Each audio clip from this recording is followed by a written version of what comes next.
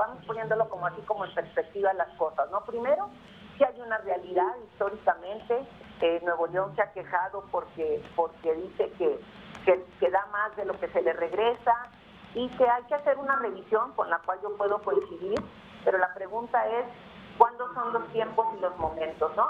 El gobernador actual de Nuevo León tiene en el gobierno, pues ya casi 5 años, y llama la atención que siempre dice o ha dicho o se ha quejado de eso, pero no había hecho nada sino hasta ahorita. Sin embargo, me parece que el tiempo y los momentos no son, y creo que de alguna manera recapacitó porque lo trataron de subir ahí como que al pleito a través del gobernador de Guadalajara, de Jalisco, ya anda apeñándome, perdón, como el gobernador de Jalisco, y resulta que prudentemente creo que se dio cuenta que no era el momento, dijo que sí quería un cambio, una modificación, más el tiempo no era el adecuado, ¿no?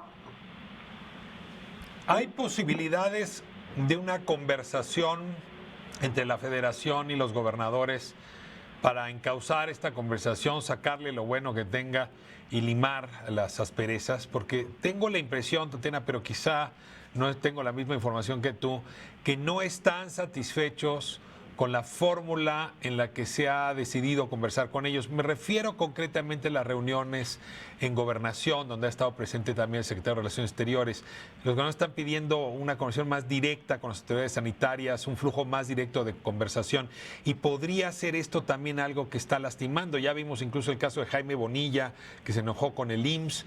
Estamos viendo desde luego a Alfaro en enojo con la Secretaría de Salud, pero veo a los gobernadores en creciente molestia por la falta de comunicación, supongo, con el presidente, para decirlo más puntualmente. A ver, vamos poniéndolo como otra vez. Primero, ¿no? Vamos a recordar varias cosas que han pasado en la parte que tiene que ver con la parte de salud. La mayoría de los gobernadores entregaron, por decir, o firmaron esta coordinación con el INSABI, y sería el INSABI quien había de serse responsable del tema de la salud en los estados que firmaron INSABI. Y entonces aquí vienen como las desesperaciones, por llamarlo así, o las situaciones que pudiesen presentarse diferentes o difíciles, porque dicen, híjole, nos agarró a todos esta pandemia con un proceso propiamente de transición. Entonces yo creo que esa debe ser la parte que les puede tener inquietos, pero la pregunta es, ¿por qué no han hablado con el INSABI? Me parece a mí que es el INSABI el responsable, que tendría que estar ahorita en estos momentos hablando con ellos. Y por otro lado tenemos dos puntos adicionales, o depende la cifra de cada lugar. En unos lados tenemos hospitales de IMSS, hospitales del ISSSTE, y luego, bueno, tendríamos los del INSABI, o los municipios que no firmaron INSABI, como es el caso de Nuevo León, por poner el que conozco muy claramente. Sí. Entonces, aquí creo yo que parte del indicado, por llamar así, o también que podría estar en la lista, tendría que ser de alguna manera INSABI, y recordar varias cosas también, ¿no? Se les han entregado recursos, los recursos se liberaron el 23 de marzo a los estados que no firmaron del INSABI, y a los del INSABI también se les han liberado algunos recursos para atender situaciones de dificultad ahorita. ¿Qué es lo que yo veo que podría estar pasando? Y repito, me parece que el INSABI sería importante. Tenemos clínicas del IMSS para atender el COVID, clínicas del ISSSTE, algunas clínicas que les llaman, por decir, de reconstrucción, o las propias clínicas del INSABI, y estaría Pemex, donde está Pemex, y estaría la propia Sedena también. Pero, a ver, Tatiana, perdón que te interrumpa aquí, pero, a ver, yo entiendo que deberían estar hablando con el INSABI los que tienen acuerdo con el INSABI, porque pues los que no firmaron el acuerdo no tienen por qué hablarle al INSABI. Pero también hay que hablar con el IMSS y hay que hablar con el ISSSTE, como tú bien planteas. Pero sobre todo necesitas hablar con el secretario de Salud. O sea, en una Claro, crisis de este tipo necesitas tener comunicación frecuente con el secretario de Salud y necesitas definitivamente. tener comunicación frecuente con quien está siendo el vocero de la política, con López-Gatell. Y yo lo único que te señalaría es que tengo la sensación, porque he venido escuchando entrevistas distintas, que los los gobiernos se están quejando de falta de comunicación con la federación. Y me tiene inquieto porque pues en el resto del mundo está siendo un problema muy serio. Ya viste lo que está proponiendo también Estados Unidos, hasta California se quiere salir del pacto fiscal. Entonces, en este sentido te pregunto si no valdría la pena un esfuerzo de coordinación más cerrado, porque es ahora cuando la pandemia va a recorrer las regiones, va a salir de las ciudades grandes para entrar en las regiones más pequeñas y ahí lo requerimos. Si digo yo que si en algo podemos servir, yo me llevo esta nota ahorita para poder hacerla presentar con urgencia para que podamos tener esto de una posible comunicación con el secretario. Ahorita yo colgando con ustedes, con muchísimo gusto hago esta referencia al secretario de Salud para decirle que parecería que hay esta inquietud que va más allá de no encontrar un vínculo más cercano con el espacio de diálogo para el tema de salud, ¿no? Ahora, nos movemos de tema, Tatiana. Por el otro lado, y me parece que es un síntoma de la época, pareciera que el COVID-19 nos obliga a revisar todo en nuestra vida. No, no te lo digo en tono de broma. En China crecieron mucho los divorcios y la explicación que dan los psicólogos es que pues el COVID-19 obligó a revisar incluso si iba bien la gente en pareja. Y pues la política no está exenta. Todos los problemas de este país, que son muchísimos, tú los conoces, son muchísimos, pues difícilmente los vamos a poder resolver en lo que estamos resolviendo la epidemia, pero nos está dando justamente para hablar de otros temas en lugar de los principales. Desde luego uno de ellos me refiero a la crisis que está habiendo entre las empresas, el sector empresarial y la Presidencia de la República.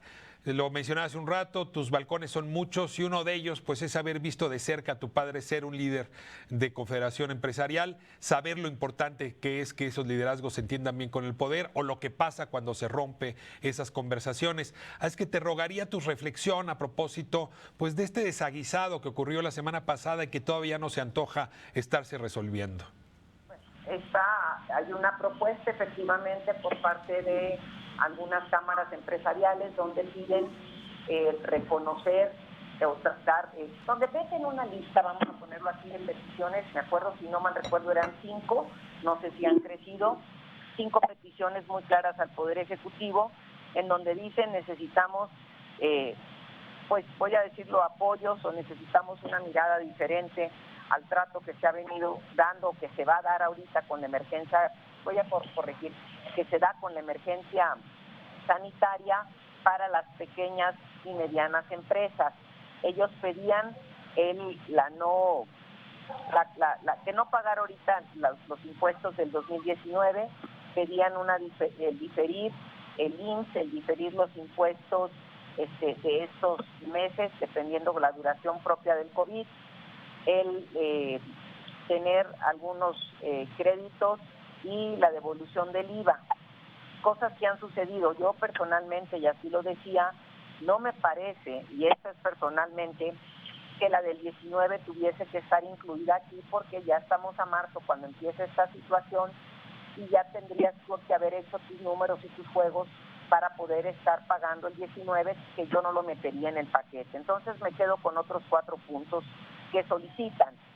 El primero, del diferimiento del IMSS. Ayer amanecimos con una noticia importante que les dan, o sea, se dice el IMSS va para diferirlo, y no me acuerdo si la fórmula era 80-20. La parte de la devolución del IVA va en el mismo sentido, y creo que quedan 2 temas importantes de decir, híjole, ya nos están ofreciendo algunos créditos, me voy a salir del millón de créditos que el presidente de la República ha hablado, que yo digo que son de cantidades y para cubrir negocios más familiares, más pequeños, yo creo que hasta 10 trabajadores, no de los negocios que estaríamos hablando aquí, de empresas más o menos entre 10 y 50 o 100 trabajadores, y se están abriendo como ventanas para algunos préstamos, pero ellos dicen, difiéreme otros impuestos, y yo respondo con esto en este sentido. El presidente ha estado como pidiendo el entrar en una mesa a decir cuánto va a durar esta pandemia. Y cuando digo la pandemia es cómo se va a venir presentando en las facetas, cuánto va a durar la fase 3 y qué va a venir pasando, porque creo que igualmente será en la parte económica. Y creo, como lo decía el otro día, yo no veo la puerta cerrada, veo una puerta emparejada. Para empezar, hoy el secretario de Hacienda sacaba algunos puntos importantes que estuvo platicando ya con gente de los temas hacendarios. Parece que la puerta se empieza a abrir con más elementos en donde creo que se retoman algunas de las observaciones de la iniciativa privada y que todavía efectivamente no se traducen en hechos, pero hay que ver hoy las notas del secretario de Hacienda. Tengo aquí el comentario de una mujer del auditorio que dice que, y coincidiría, que es una de las mejores políticas de este país, una mujer inteligente y sobre todo una mujer con una enorme capacidad de conciliar. Era muy interesante escuchar más ampliamente este argumento tuyo sobre pues, la puerta que todavía estaría abierta o la rendija que estaría abierta para un cambio de estas decisiones que tomó el presidente de no irse a endeudar, de no apoyar más a las empresas, en fin, modificar la ruta trazada no este domingo, sino el domingo de la semana pasada. Si no te importa, vamos a corte. Te hemos enviado ya la invitación por vía de la plataforma Zoom, así que si tenemos suerte te vamos a mirar de vuelta del corte para continuar con esta conversación sobre la política, la conciliación y sus talentos, diputada. Vamos a corte y regresamos. Perfecto.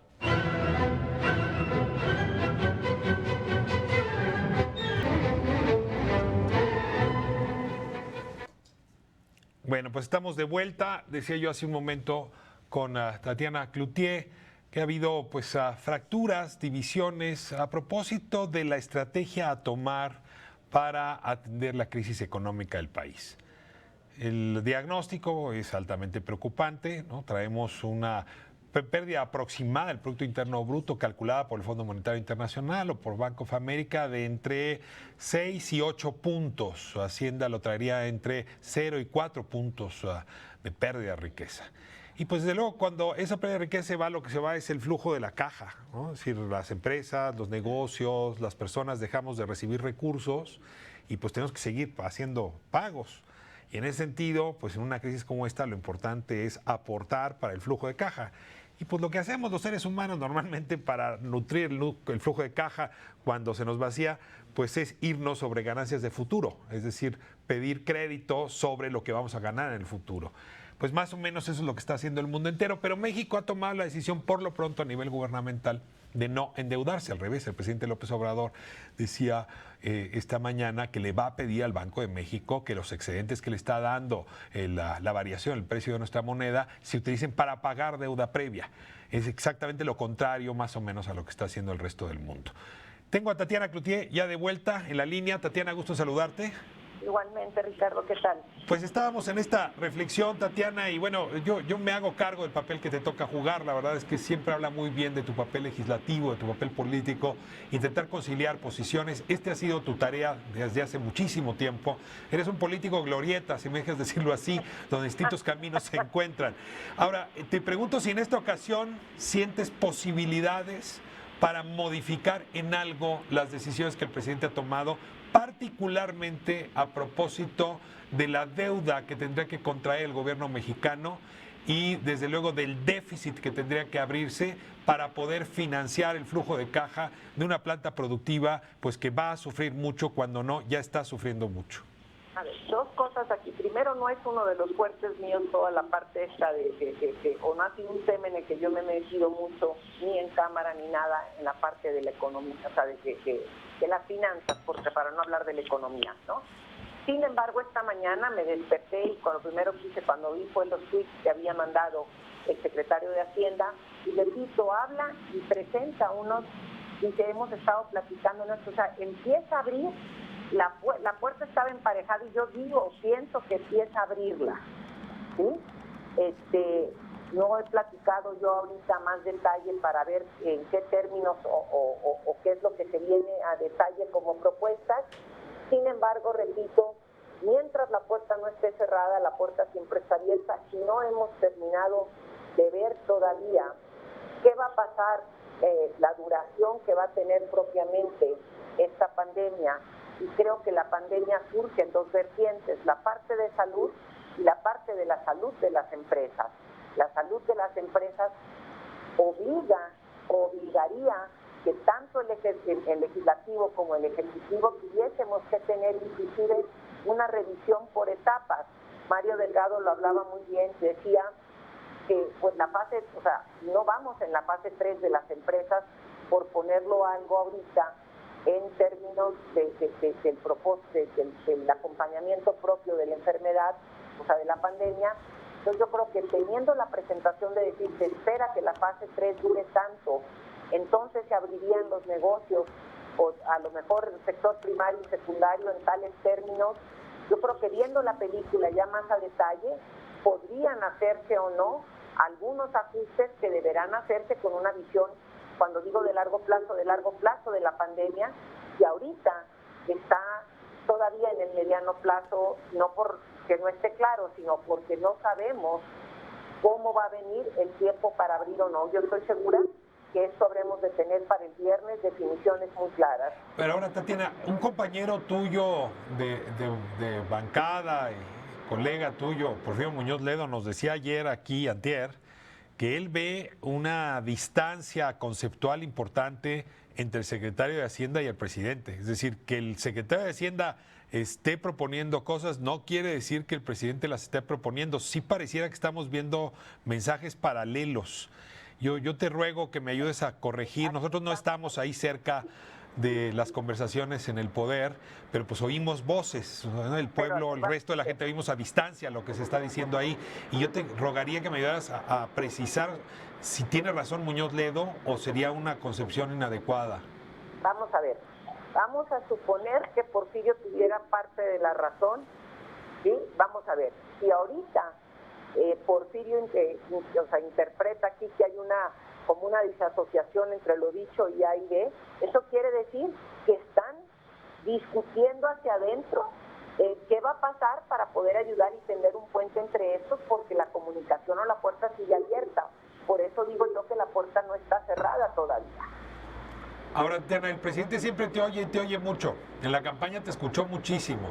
Tienes una manera de decir las cosas directa, pero al mismo tiempo con encanto. Tienes el tono adecuado. ¿Has pensado hablar con el presidente en estos momentos, comentarle tus puntos de vista? ¿Has tenido la posibilidad de hacerlo? Hemos presentado con él esta situación, yo hablando un poco, recordando la campaña, diciendo, no estamos hablando aquí de los dos extremos, que esto es fundamental, ¿no? Y cuando digo los extremos es el sector más desprotegido y el sector, vamos a poner, con caparazón de protección, ¿no? Esos dos, el más desprotegido está protegido ahorita por parte del Estado, y el más protegido pues tiene su propia protección histórica porque pues digo, aguantan un diluvio y un poquito más, ¿no? Las grandes empresas o los grandes consorcios. Pero el del medio, que sale a chambear todos los días y que en el negocio se la juega, se angustia y dice, híjole, ¿cómo le voy a hacer para maromear esta lana? Y lo digo porque tengo muchísimas amigas, amigos que tienen este tipo de negocios. Me dice, híjole, requerimos un poquito más. No habíamos visto abierta la puerta de lo del IMSS, ya la vimos abierta ahorita. Entonces yo creo que vamos caminando, a lo mejor no a la velocidad que la desesperación o la angustia nos lleva por imaginarnos cuánto va a durar esto. Yo me imagino que el presidente está visualizando en este momento cuánto va a durar el cierre, más que de la industria básica o esencial, y en base a eso creo que podríamos todavía encontrar una rendija, y si no, creo también que como Congreso habremos de tener que tener algunas modificaciones para poder decir, a lo mejor deducir más cosas, a lo mejor hacer algunos cambios en algunas, no sé, creo que con este cambio tan grande y tan rápido que estamos teniendo, y como dices tú, esta cuarentena va o cambió ya la manera de ver el mundo de muchos, la manera de tener que actuar y de tener que regresar, y estoy segura que lo hará también en el Congreso. Déjame mover un poco la mirada de las alturas del poder y ponerla, como decimos en este programa, a ras de suelo. Muchos años de tu vida has hecho pues, la política, esta pequeña política que es tan valiosa con la sociedad civil, ¿no? Con tu comunidad inmediata, que es ahí donde realmente ocurre la política más importante. Y ahí en la comunidad, en la familia, en lo próximo, pues hay una sensación, ¿cómo llamarla?, de angustia en este momento. Totalmente. De un lado, porque no sabemos bien a bien qué información es cierta y qué no. Mira que López-Gatell ha hecho un buen papel para informar, pero yo todavía sigo escuchando mucha gente que dice, a mí no me va a tocar, pues es peligroso esto, pero yo estoy aparte, yo no puedo dejar de trabajar, no tengo por qué tomar sana distancia. Es decir, hay una suerte como de rechazo que hemos visto en todo el mundo a tomarse muy en serio el protocolo. Y bueno, pues ya vimos lo que le pasó a las sociedades que no tomaron esta decisión. Y del otro lado está el tema económico de las familias. Pero primero déjame abarcar esto más humano que tú conoces bien. Y yo sí te rogaría una reflexión. O sea, tienes aquí, pues escuchándote, mirándote mucha gente que tiene estas dudas, que tiene esta angustia. ¿Qué les dirías? ¿Cómo compartirías tu propia experiencia en estos días de COVID-19, Tatiana? Sí, híjole, Ricardo, me dejas, haz de cuenta que en una situación súper, casi te digo, me moviste todo, porque estuve aquí en la Ciudad de México la semana pasada, jueves, viernes, sábado y sábado en cuestiones de trabajo. Hay gente que tiene que salir a trabajar, las enfermeras, los doctores, los camilleros, los de seguridad. ¿Por qué? Porque son de esa parte esencial, el que nos está vendiendo en la esquina, el de la tienda esta comercial, etcétera. O sea, hay un montón de insumos básicos que quisieran quedarse en casa, pero si ellos se quedan en casa, tú y yo no nos podríamos quedar en casa, por ponerlo de alguna manera. Entonces, te voy a decir, ese día que vine, salía yo de una reunión ahí en Relaciones Exteriores y caminaba por la calle para tomar Reforma y venía a casa más o menos 3 kilómetros, dije, ¿me los echo a pie o no? Bueno, ahí venía y me encuentro a un bolero. Y el bolero me dice, ¿cómo ves? Le digo, pues está bien, poléme. Me dice, ¿qué anda haciendo? Le dije, pues trabajando. Me dijo, buscando la papa. Pues digo, la papa es diferente para él, ¿sí? Y ahí me dijo, fíjese nomás, mi niña me preguntó, abrió el refrigerador, tiene 5 años, y me dijo, papá, ¿por qué no estás trabajando? El refrigerador de esa casa está como el refrigerador de muchas otras. Y aquí la pregunta es, si esa persona podría entender la racionalidad de que su hija le diga una cosa y de lo que es la cosa. Es bien complicado, Ricardo, y entonces dices, ¿en cuál me quedo? Creo que eso es lo que, de alguna manera, es como cómo balancear una cosa con otra, en donde mi hijo me decía, fíjate mamá, el papá de un amigo tiene un negocio, venden la materia prima para todo lo que es hacer vidrio, y dice que si la máquina se tarda en parar 3 semanas, se tarda 3 meses en echarla a andar. Entonces ahorita le está pagando, y si no le dicen cuándo vamos a volver a empezar, digo, si la echa a andar 3 meses, o sea, de la Lo dijiste muy bien. Sí, porque son 3 meses más. Entonces aquí es cuando dice uno, Ricardo, es la angustia, se entiende, y uno tiene que tomar aquí y decir, híjole, ¿cuál es el balance que hago de las cosas y en dónde pongo mi prioridad, ¿no?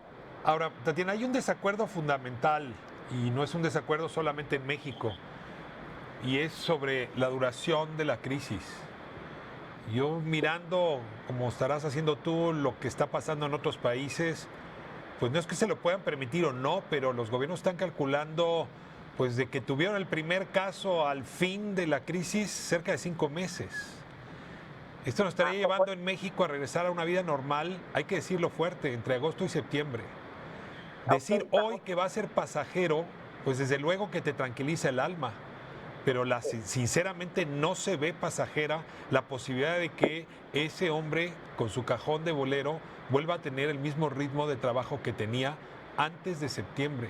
¿no tendríamos ya que hacernos cargo de que esto va a durar y necesitamos medidas para una situación de mediano plazo? Porque lo otro es un poco engañarnos con la pildorita del corto plazo que no se ve en ninguna parte del mundo. No veo por qué en México ocurriría. No, Ricardo, yo vuelvo a lo mismo, ¿no?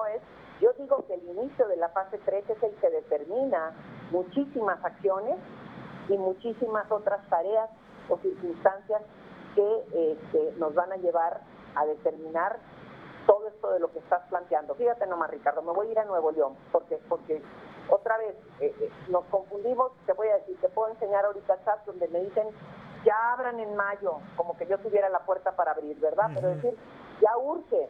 Entonces hay gente que prefiere jugársela en la enfermedad que jugársela en el negocio, por ponerlo de alguna manera, ¿no? Sí. Y luego, por otro lado, Nuevo León fue de los lugares donde cerró más temprano. Para bien o para mal, no lo sé. Pero cerró 3 semanas antes o 10 días antes, no, 2 o 15 días antes, para ser exactos, que el resto del país. Y esto, entonces, tiene todavía más repercusiones que otros que aplaudieron el cierre en su momento y ahora se están quejando. Entonces, Ricardo, es muy complicado poder en el manejo de la angustia, porque el manejo de la angustia es personal, y me refiero personal, es cada quien sabe vivir con un grado de angustia. Y la pregunta es, si nos hubieran dicho te vas a quedar en casa 3 meses, y así ve como si en Nuevo León, me vuelvo a referir, la gente salió disparada a comprar cerveza y papel del baño, entonces, ¿qué hubiera pasado si os hubieran dicho son 3 meses? Entonces también hay que, no es mentira, es ir administrando la información de tal manera que el choque en el que vamos entrando no suceda y que la administración de la angustia con todas estas cosas que nos platicabas ahorita en China, el tema de los divorcios, pero no solamente los divorcios, sino en Nuevo León, y me imagino que en otros lados el aumento de la violencia doméstica. Entonces, es como una masa que la tienes que ir moldeando de una manera que le das una forma y de esas muy aguadas que se vuelve y se sale la forma para otro lado. Pues yo creo que esto está pasando, pero estoy segura o espero que para ahora, en la definición de la fase 3, podamos tener ahora sí un escenario donde tú, como lo planteas, en donde nos dicen, a lo mejor sector X y sector este van a ir pudiendo abrir. ¿Por qué? Porque recordemos también que la pandemia dice que se contagia el X%, y entonces podríamos ir echando a la calle, en el buen sentido, a los más sanos. No lo sé. No hay una fórmula que satisfaga a todos, ni hay una fórmula en la que todos nos sintamos cómodos. Ahora, tendrías que separar a los más sanos de los menos sanos, y pues vivimos en la misma casa ambos. O sea, no sirve de mucho sacar a los más sanos a la calle si nos traen a los que no somos tan sanos a la casa. El virus es una discusión complicada, pero a ver, déjame ir a al último planteamiento, que quizá, te diría, en mi fuero interno es el que más me preocupa. Esta discusión la tengo todos los días con mis hijos, porque mi marido tiene 65, yo tengo 55, y mis hijos tienen 21 y 19, ¿no? Entonces, ellos están angustiados, ellos dicen que nos dé a nosotros, pero no a ustedes, ¿no? Claro. Ahora, a lo mejor en tu casa es posible que tus hijos se vayan a vivir a otro lado, pero en la mayoría de los casos, pues no. Y entonces se vuelve muy complicado, porque tienes parte de la familia yendo a la calle y parte de la familia metida en casa, y la casa se vuelve lugar de contagio. Ese es el problema, Ricardo, es si estamos dispuestos también a esas circunstancias o no, porque ya no nomás es de poder, porque no nomás es de mándalos. Vas a dejar a una gente encerrada con esas edades un mes, pues tampoco, o sea, es muy complicado inclusive para uno tomar esa decisión. Ahora, déjame regresar a esta preocupación mía. Me ayuda mucho reflexionar siempre contigo en voz alta, y te la voy a plantear tal cual la intuyo, la presiento. Antes de la pandemia traíamos números de crimen pues crecientes, Tatiana, particularmente en homicidios. Y la verdad es que las bandas desorganizadas, organizadas, llámalas como quieras, del crimen, pues siguen teniendo control del territorio, y a estas circunstancias se puede sumar ahora pues mayor hambre, mayor necesidad, y pues eso lleva a la gente a desplazarse hacia la violencia. Entonces, de pronto podemos tener dos fuentes de violencia actuando en simultáneo. Esa crisis todavía no llega, ya hablamos tú y yo de la sanitaria, de la económica, eventualmente de la política, pero no hemos hablado de la pandemia criminal que también está asolando.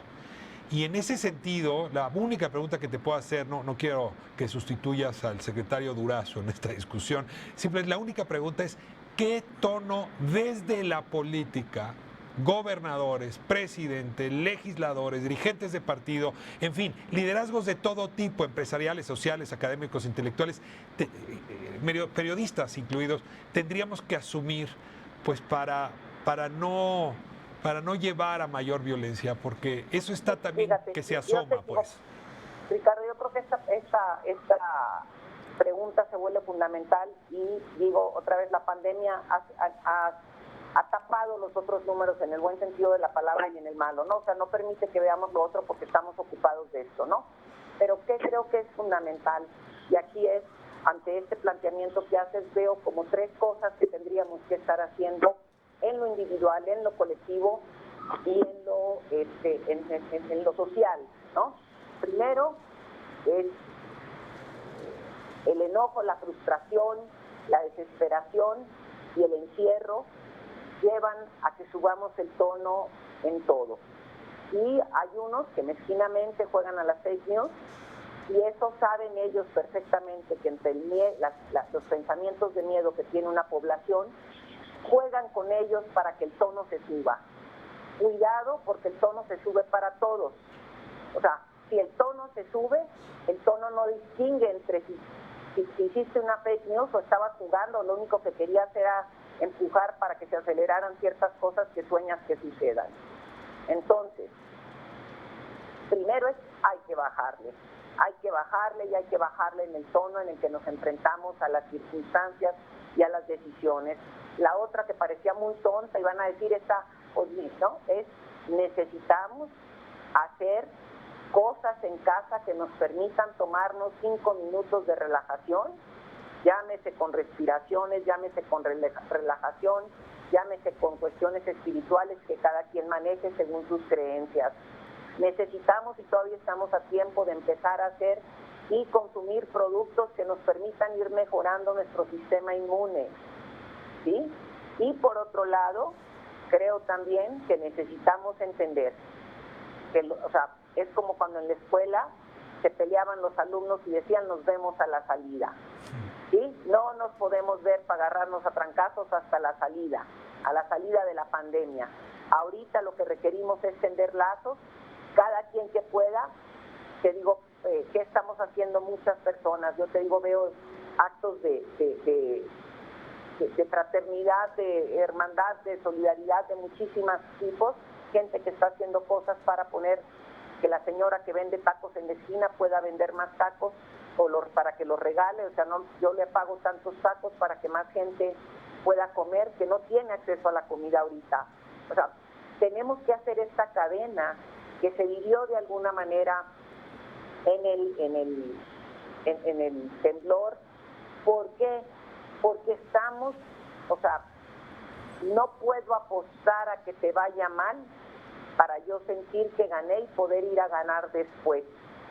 En este momento estamos hablando de vida, estamos hablando de una corresponsabilidad y que si el sistema de salud está como está, tenemos corresponsabilidad en dos vertientes. Una, de la lana que se llevaron en algún momento y que esto no ha permitido que el sistema vaya mejorando, y por otro lado también habría que preguntarnos cuántos de nosotros pagamos menor a lo que debiésemos haber pagado para que muchas de estas personas que hoy están en la calle sin trabajo porque están cerrados los negocios, no les pagamos el seguro en su momento porque pensamos que nos iba a salir muy caro.